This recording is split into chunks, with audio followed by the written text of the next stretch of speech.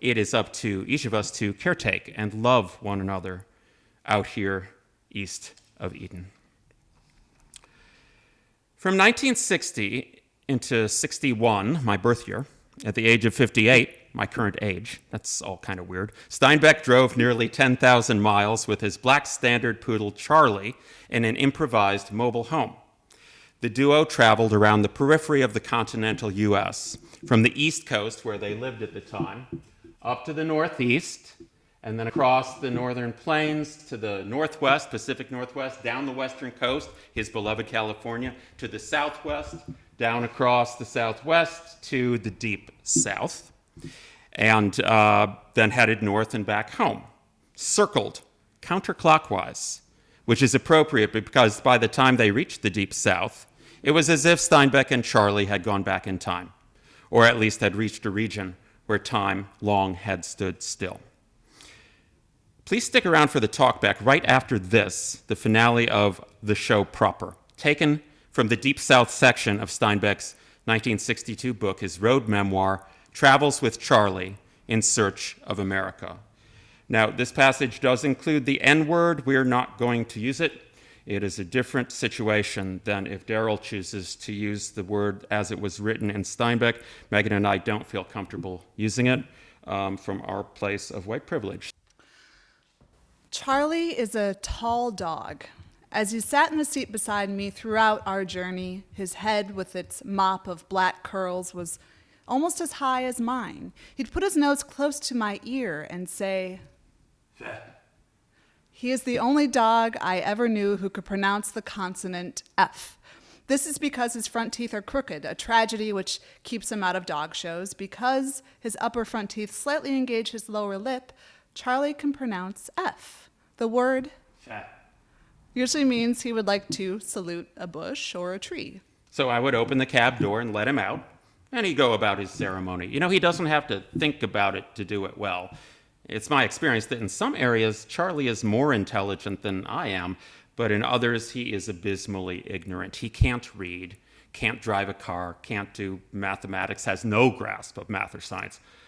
But in his own field of endeavor, which he was now practicing, the slow, imperial smelling over and anointing of an area, in this he has no peer. Of course, his horizons are limited, but then how wide are mine? A bit wider now, I suppose, for having completed this trip. Journeys, I've learned, are things in themselves, each one an individual, and no two alike. People don't take trips. Trips take people. The lifespan of journeys seems to be variable and unpredictable. Who has not known a journey to be over and dead before the traveler returns? The reverse is also true. Many a trip continues long after movement in time and space have ceased. I remember a man in Salinas who in his middle years traveled to Honolulu and back, and that journey continued for the rest of his life. We would watch him in his rocking chair on his front porch, his eyes squinted, half closed, endlessly journeying to Honolulu. My own journey started long before I left and was over before I returned. I know exactly where and when it was. It was in the Deep South. One evening, I gave a ride to a nice-looking young man who was somewhere between 30 and 40. His hair was nearly ash blonde, worn long and clearly treasured since he wopped it with a pocket comb unconsciously and often. He wore a light gray suit that was travel-wrinkled and stained. He carried the jacket over his shoulder. His white shirt was open at the collar. His speech was the deepest South I had heard so far. He asked where I was going, and when I told him I aimed toward Jackson and Montgomery, he begged a ride with me. When he saw Charlie, he said, "At first I thought you had a colored in there with you." Huh. I let that go. Charlie jumped into the back, then my passenger settled himself comfortably, and I drove. Of course, I could tell right off you're from the north. Oh, you got a good ear. Well, I get around. I think I was responsible for what happened next. If I could have kept my mouth shut, I might have learned something of value. But there's the restless night to blame, and the length of the journey, and the nervousness. Then, too, Christmas was coming, and I found myself thinking of getting home more often than a committed reporter should. We established that I was traveling the nation and that he was on the lookout for a job. So you come up the river. Oh. Did you see the doings in New Orleans? I knew he meant the disruption of school integration by the so-called cheerleaders. Yes, I did. Yeah, wasn't they something? Oh, it does your heart good to see somebody do their duty, huh? I think it was there that I went haywire. I should have grunted and let him read what he wanted in it, but a nasty little worm of anger began to stir in me. They doing it out of duty? Oh, sure. God bless them. Somebody got to keep the goddamn colors out of our school. It comes a time when a man's got to sit down and think. And that's the time you got to make up your mind to sell your life for something you believe in. Did you decide to do it? Oh, I sure did. Me and a lot more like me. And what do you believe in? I'm not just about to allow my kids to go to school with no colors. And yeah, I'll sell my life for that, but I aim to kill me a whole goddamn flock of them before I go. How many children do you have? I don't have any, but I aim to have some, and I promise you that when I do, they won't go to school with no colors. Do you propose to sell your life before or after you go off and have all these children? You know, you sound to me like a color lover. I might have known it. Y'all troublemakers come down here from the north and tell us how to live. Well, you won't get away with it, mister. We got our eye on you. I just have this very brave picture of you selling your life. By God, I was right. You are a color lover. No, I'm not, and I'm not a white lover either, if it includes those noble cheerladies of yours. You want to hear what I think about you? No. I put on the brake and pulled off the road. Well, what's you stopping for? Get out. You gonna make me? I reached into the space between my seat and my car door, where I keep absolutely nothing. Oh, okay.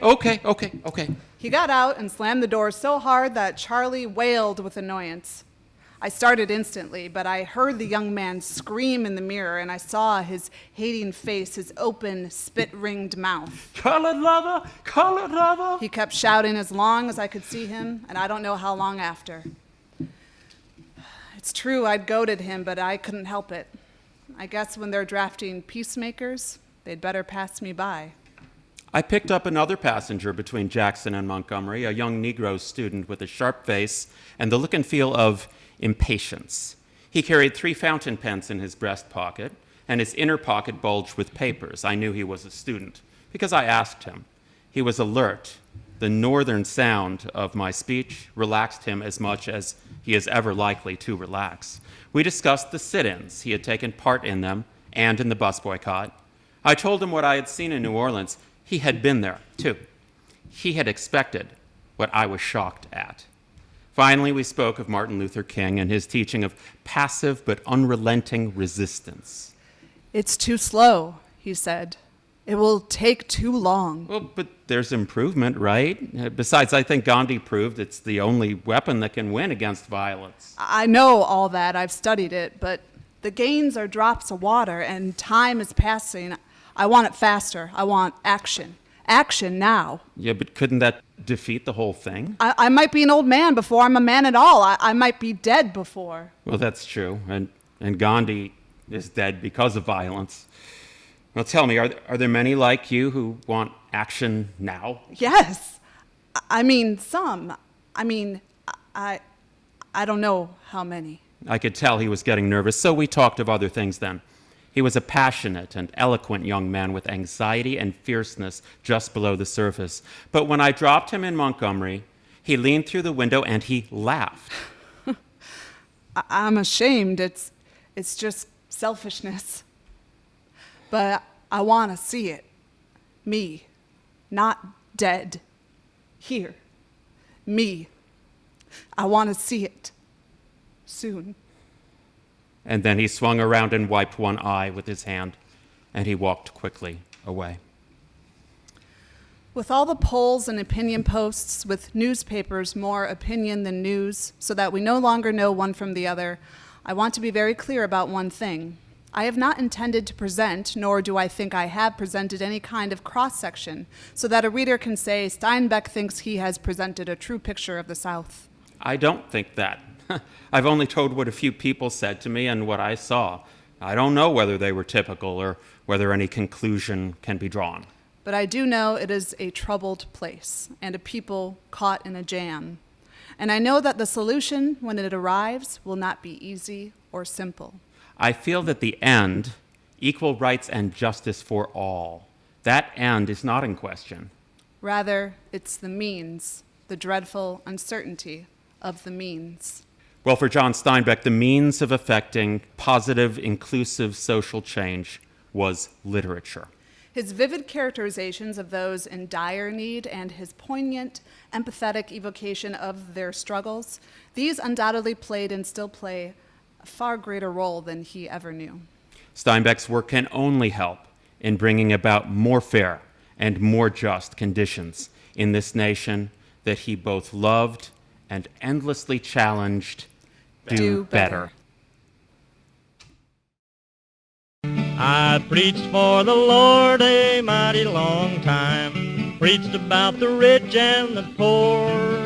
Us working folks is all get together 'cause we ain't got a chance anymore. We ain't got a chance anymore. Now the deputies come and Tom and Casey run to the bridge where the water run down. But the vigilante thugs hit Casey with a club. They laid Preacher Casey on the ground, poor Casey. They laid Preacher Casey on the ground. Tom Joad, he grabbed that deputy's club, hit him over the head. Tom Joad took flight in the dark, rainy night, and a deputy and a preacher lying dead. Two men, a deputy and a preacher lying dead. Tom run back where his mother was asleep. He woke her up out of bed, and he kissed goodbye to the mother that he loved. Said what Preacher Casey said, Tom Joad, he said what Preacher Casey said.